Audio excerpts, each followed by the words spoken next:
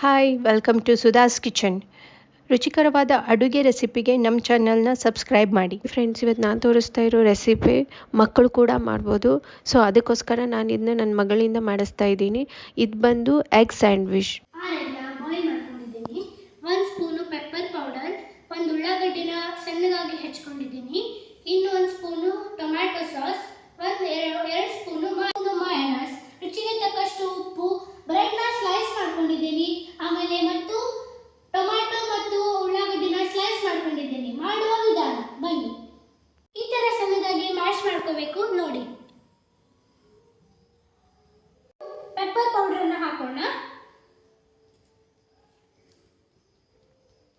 Tomato sauce ಆದ್ಮೇಲೆ 2 spoon mayonnaise ಹಾಕ್ತಾ ಇದ್ದೀನಿ.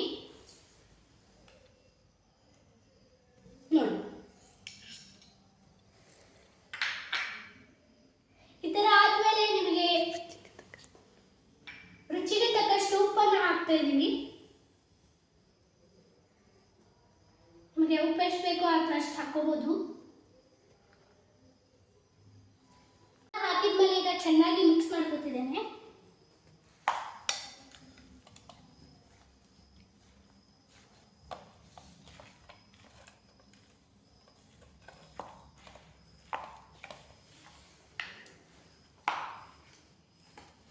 ಈ ತರ ಮಿಕ್ಸ್ ಮಾಡಿ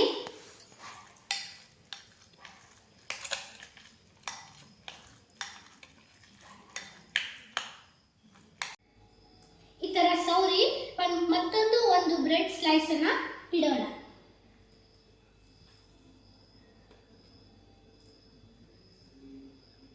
ಈ ತರ ಕಟ್ ಮಾಡಿ